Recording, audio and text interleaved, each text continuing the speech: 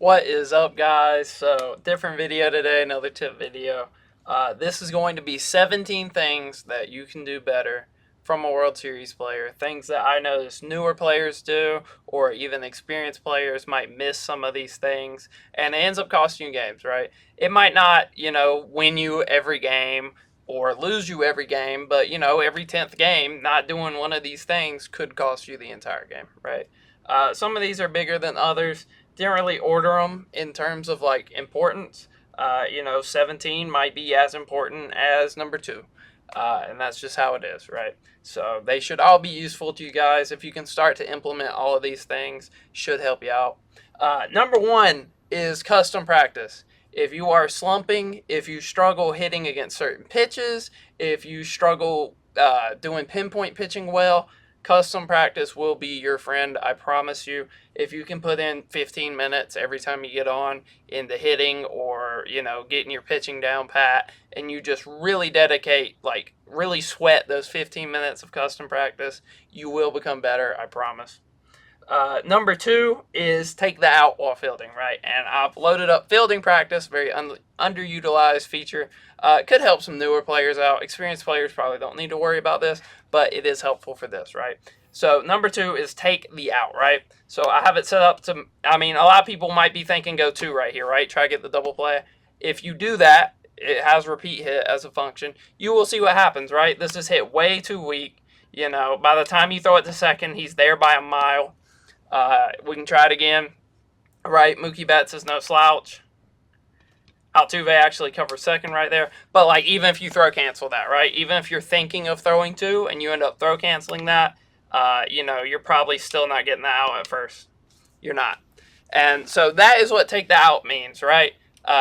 People love to turn double plays. It is a great way to get back in an inning that isn't looking so hot. But the situation's not always there, and I find oftentimes if you just take that out and just limit the damage, that can be more beneficial. Number three kind of goes with that, but it counts more so for the outfield here. So we'll just reset this. Go fielding practice. We'll change it to like right field or left field.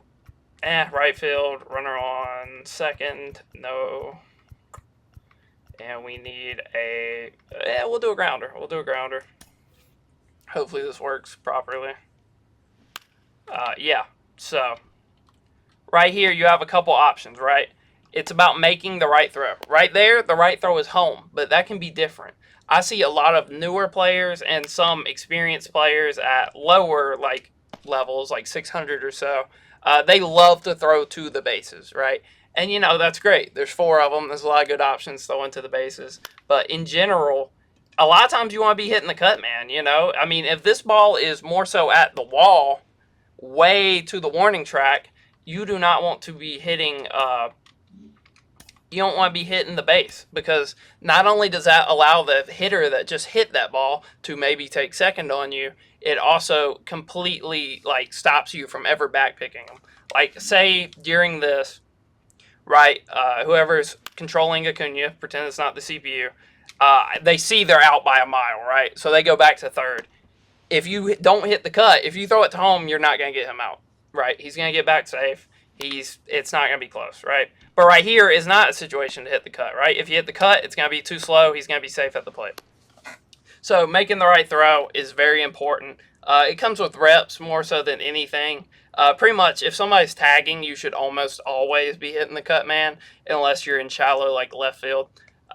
But yeah, so make sure you hit the right throw. Make sure you know what a cut man is. You are not going to throw the ball from the warning track in deep center field to home and throw a runner out if you're not hitting the cut man. You got to hit the cut man. Number five, right? Take pitches, man. This year with the way pinpoint acts and the way balls on the black are called, they're balls more often than strikes, right? I would recommend you guys take pitches until you get two strikes. If you don't see anything you want to hit, just take it. End of the day, worst case, you're in a 2-0 count. Worst case, you're in a 2-0 count. On lower difficulties, that's not that bad. You can sit here, you can foul off every ball. He can throw one that hits you in the ankle, and you can foul it off if you're decent enough. Number 6, don't be a hero. So what that means is don't try to do too much, right? A lot of times these line drives in the outfield, I see newer players. They want to dive, they want to make the spectacular play. That's not always the best case. A lot of times on those, maybe it's better to just pull up, limit them to a single, and just eat the hit, right? Just limit the damage because you never know. He could pop up with the next batter and nothing changes, and instead you're out here diving, being nowhere close to the ball, and he's on third base with a triple. So don't be a hero. Try to limit damage whenever you can. Number 7, take notes, right? Take notes. When you're hitting, when you're pitching, take notes. Not literally, unless you have to, but you might run out of pause time if you do that. If you're up here hitting, right, and all you've been seeing the whole game is a middle in, middle high sinker, know that first pitch or the third strike of the at bat, that's probably where he's going. So be pre-jacked on that pitch. I'm not saying anchor. If you want to anchor, you can anchor. As it is what it is. I don't personally do it. But, just take notes of how your opponent is pitching you. A lot of times people will go through the same sequences, especially at low levels. They'll pitch batters the same way over and over again. They pitch to all righties the same. They pitch to all lefties the same. So take notes there. And when you're pitching, right? When you're pitching, take notes. Really try to see if, does this dude swing at curveballs in the dirt? Does he not swing at them? Does he like a slider outside? Can he not tell the difference between a slider and a fastball? These are little, mental notes you should be making for when, it's the 9th inning and there's 2 outs and he's got a runner on second and this is the game. You can go back to those notes and be like, well, if I just spike a curveball right here, he's going to strike out. He's going to have no chance. So it's important to take notes when batting and pitching. It's important to take notes of what your opponent has been doing, their tendencies, pick up on those tendencies. Don't sit up here and strike out on the high end and sinker for the whole game. Make adjustments, take notes. Number 8 is pitch situationally, right? And what that means is, if we go to pitching practice here, I'll be Verlander, I'll be whoever. I guess we gotta go team practice, actually. So we are on defense. We are pitching with Verlander. Let's say it's a 2-2 count with 1 out and there's a runner on first, right? Ideally, we want a double play right here, right? So don't try to be too obvious about it, but I would say err more so on putting balls in the bottom of the zone, right? If you can try to get your opponent's PCI on top of the ball and force a double play here, that's huge. It gets you out of this inning. There's 2 outs. There should be 1 out. I don't know why I did that. But like that's perfect. If the second baseman isn't covering the bag right there, then we're golden, right? That's a double play that gets us out the inning. So pitch situationally. 9. 9's a pretty easy tip for you guys. It's watch better players, Whether that's me, I don't want to plug myself too hard, or Pitching Rebel, right? Pitching Rebel has been the best player on the game forever. There's some other guys that are great. Kreiner is starting to win a lot of money in tournaments. Diurnal's new on the scene. He's blowing up. He's nasty. Alex Kikill's nasty. Frosty's nasty. All these guys are nasty, right? If you'll just go watch them and watch how they approach the game, little things they do. I was watching Alex one day. I saw him field a ball with the second baseman and tag the runner running from first to second for the double play because it's faster than flipping it. Just little things like that. Everybody can add something to their game. Watching these top-end players, the game slows down a lot. They're hitting on legend out here. I mean, if you can't square up a fastball and they're out here doing it on legend against an outlier 103 fastball, just look at how they're taking the at-bats.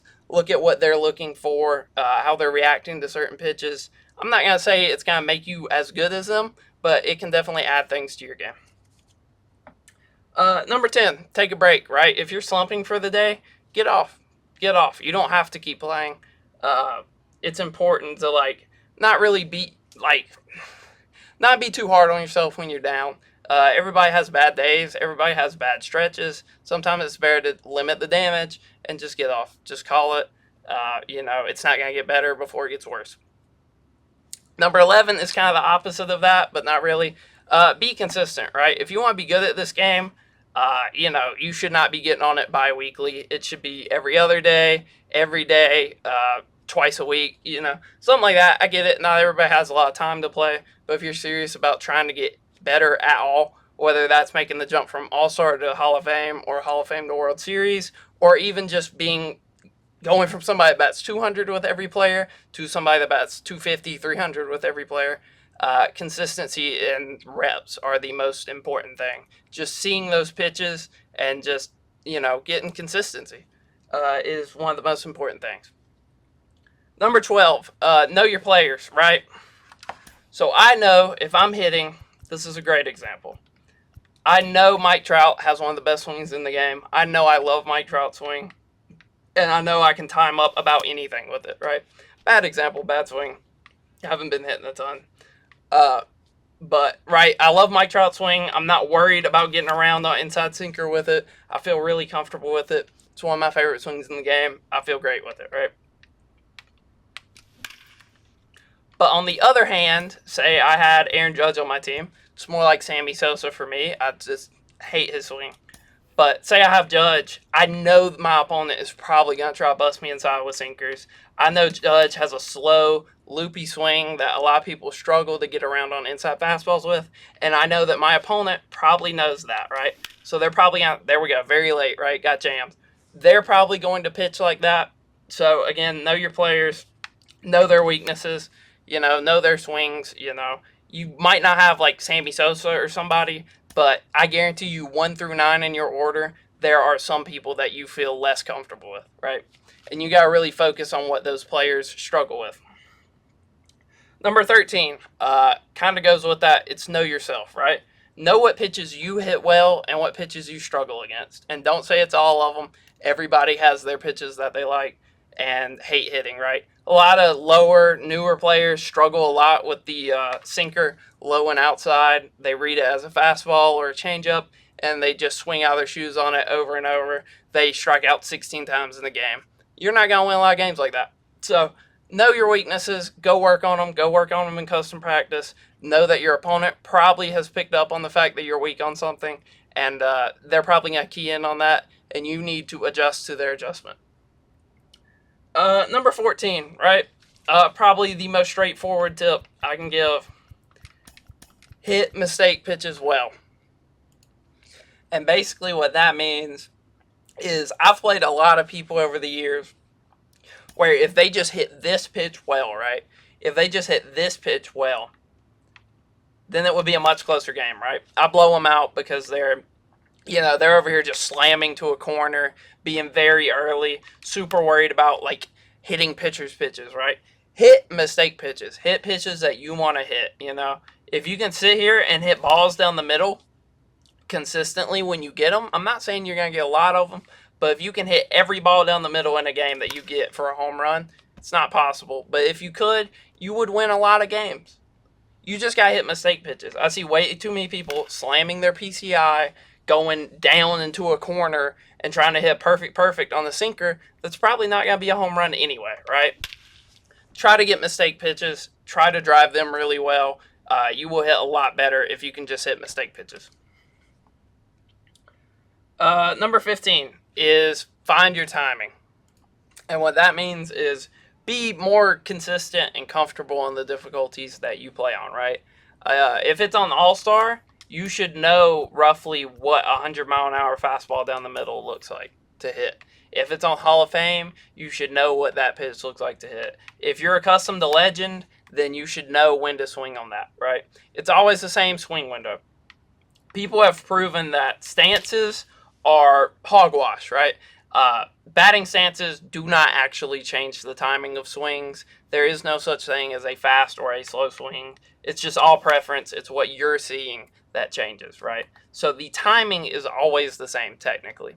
So if you can kind of have a rough estimate of that timing window in your head, then you're going to do a lot better. Not only on off speed and fastballs, but balls, right? It'll help your at-bats. It's not going to help your plate discipline. It'll probably hurt your plate discipline, to be honest. But this year, you can foul off everything. It's the same as last year. They lied. On Legend, it's kind of not like that. But on every other difficulty, you can foul off balls that hit you in the foot. Uh, and all you have to do is have a halfway decent PCI and halfway decent timing, and you should not strike out at all online for the most part. The next one is 16. Pitch and hit from the same view. I preach it in my pitching videos and I preach it in my hitting videos. If you can pitch and hit from the same view, you're going to do better. It's going to help with pitch recognition while you're batting, and it's going to help you to throw better pitch combos and better pitch locations when you're pitching.